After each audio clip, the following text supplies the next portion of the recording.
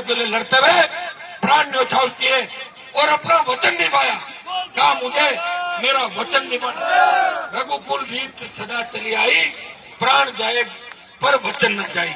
और हनुमान बेनीवाल भी इस किसान कौम के लिए अपना वचन निभा रहा है। 4 बार राजस्थान में मंत्री पदों को ठोकर मारी और आज दिल्ली में भी मार दी। एनडीए छोड़ के मेरे भाइयों के साथ सड़क पर खड़ा मिलूंगा, ये मैं आपको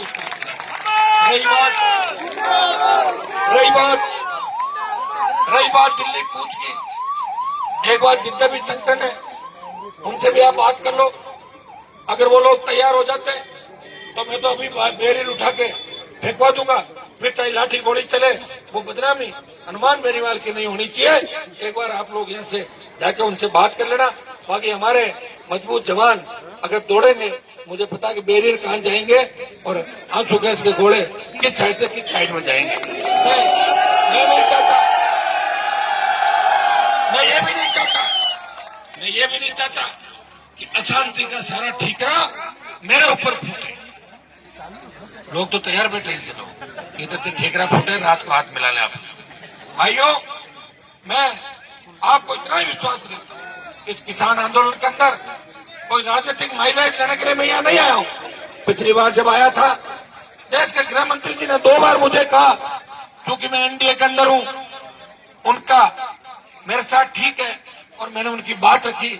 उन्होंने कहा हनुमान जी, एक बार मेरे कहने से मानो, मैं 10-15 हजार लोगों को लेके वापिस चला गया था, आंदोलन खत्म नहीं किया था। कई लोग जो मुझे देखना नहीं चाहते, मुझे बर्दाश्त करना नहीं चाहते, और कई लोग तो ऐसे जो इंडिया को पसंद नहीं करना चाहते, खाते तो इंडिया की है और गीत चाइना और रशिया की गाते हैं। ऐसे लोग भी देश के अंदर बहुत है।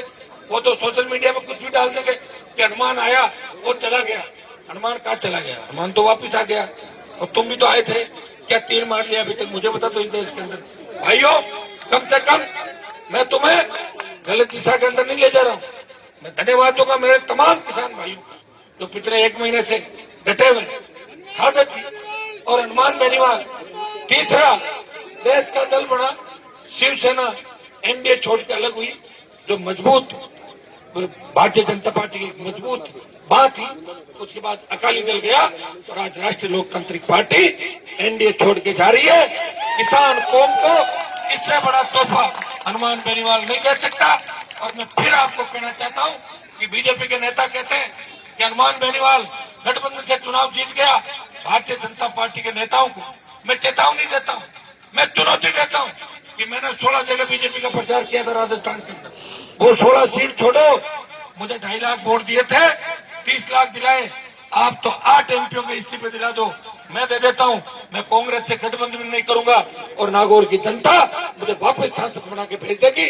ये चेतावनी और चुनौती मैं शाहजहांपुर बॉर्डर से भारतीय जनता पार्टी के नेताओं को देने के लिए आया हूँ। गठबंधन के अंदर तो जब आपको जरूरत थी, जब मेरा काम ले लिया और जरूरत निकली, हमारे को छोड़ दिया। आपका तो काम ही यही रहा। अगर 267 सीट आती, सारे गठबंधन की याद आ जाती। 303 है, इसलिए चाहते हो कि जल्दी जल्दी इनको निकालो ताकि अकेले ही भाजपा देश के अंदर खड़ी रहे।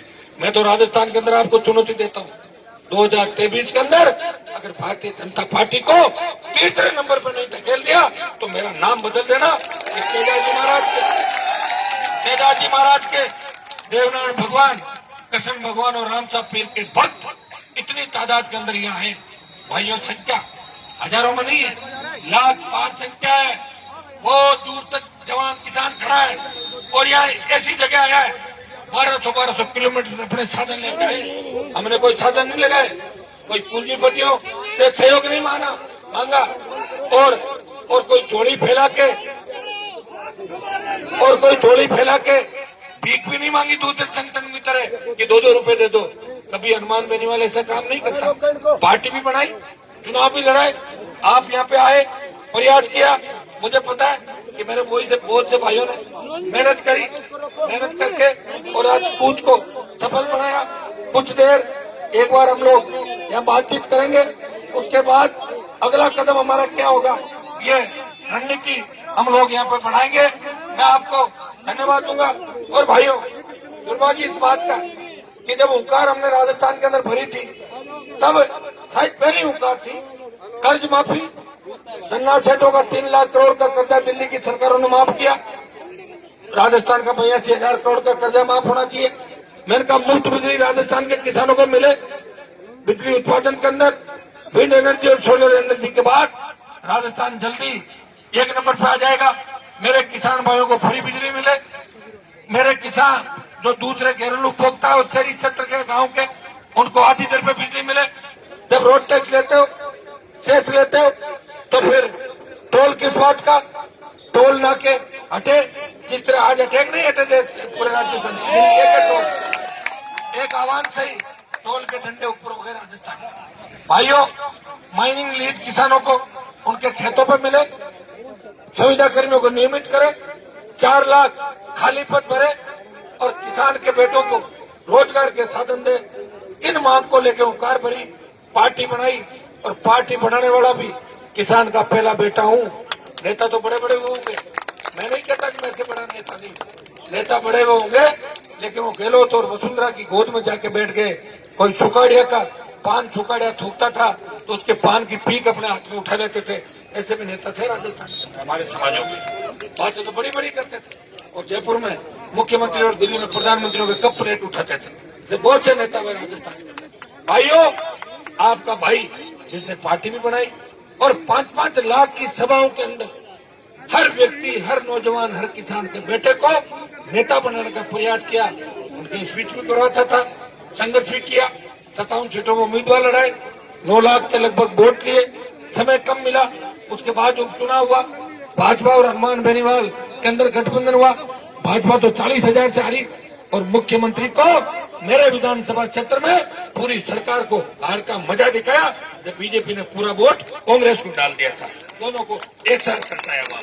और अब की बार भी कह रहे पंचायत चुनाव में आरएलपी का प्रदर्शन अच्छा नहीं रहा, तो किसका अच्छा रहा बताओ? 106 सीटों पर लड़े जिला परिषद और 4 लाख वोट ले लिए 106 पे। हाँ बैठे हो नहीं आप सब लोग वोट, कोई हार गए होंगे छोटे मोटे मार्जिन से। 12 जिले बाकी है, उनमें नानी याद दिला दूंगा दोनों पार्टियों को 12 जिलों के। आप हिम्मत रखना, हौसला रखना, आने वाला समय आपका है। अभी अभी घोषणा हुई है हमारे कूच को देखते हुए कि सरकार किसानों से 29 दिसंबर को बात करेगी। ये अभी घोषणा करी बात 29 दिसंबर को होके अगर किसानों की जीत हो जाती है, इससे बड़ी खुशी हमारे लिए कुछ भी नहीं होगी।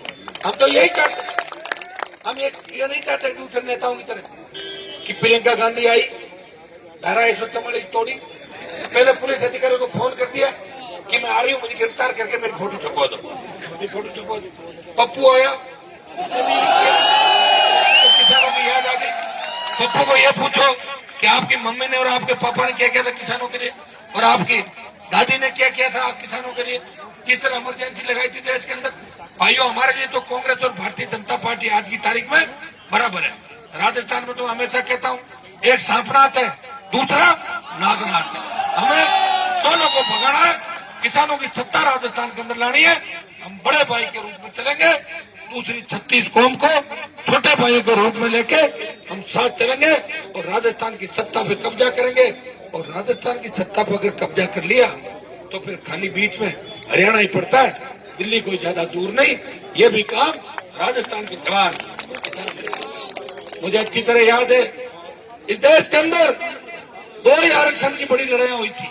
राजस्थान के वीर गुजरों ने वसुंधरा की जिद्दी सरकार को झुकाया, बेहतर वीरों ने सीने पे गोलियां खाके इस राजस्थान की निकम्मी सरकार को भगाया, शहादत दी। तब देश में बात चली थी कि गुर्जर आंदोलन सबसे बड़ा आंदोलन है, लेकिन हरियाणा के अंदर जाट आरक्षण आंदोलन चला। मैं धन्यवाद दूंगा और नमन भी करूंगा मेरी कौम के उन बच्चों को जिन्होंने सीने पे गोलियां खाके मिलिट्री को भगा दिया और कौम का नाम देश के अंदर ऊंचा किया। भाइयों, वो सैकड़ों हजारों परिवार आज जेलों के अंदर है। दुर्भाग्य इस बात का कि हरियाणा सरकार के अंदर बैठे नेता उनको भूल गए, वो जेलों के अंदर तकलीफ के अंदर है। मैं भरोसा दिलाता हूँ कि इस किसान आंदोलन में जीत के बाद हरियाणा में मेरे भाइयों को जेलों से निकलवाने के लिए भी अगर मुझे हरियाणा में कोई पद यात्रा निकालनी पड़े, कोई आंदोलन करना पड़े और दिल्ली में बिगुल बजाना पड़े, तो हनुमान बेनीवाल हरियाणा के मेरे भाइयों को भी न्याय दिलाएगा। गुर्जर आरक्षण आंदोलन के अंदर भी शहीद हुए भाइयों को श्रद्धांजलि देने के लिए राजस्थान की विधानसभा में हमेशा गुर्जर कौम के लिए लड़ता रहा।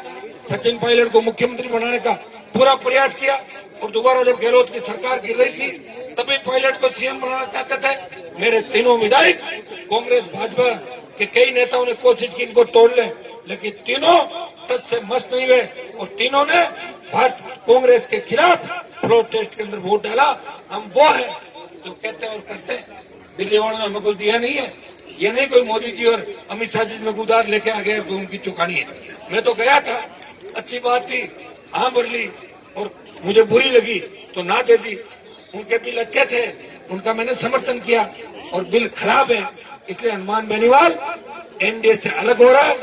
किसान बिलों के समर्थन में और सरकार के खिलाफ तीनों कृषि बिल अगर सरकार वापस लेती है, किसानों की जय जयकार होती है, तो इस बारे में आगे बातचीत के रास्ते खुले रखेंगे। लेकिन आज से ही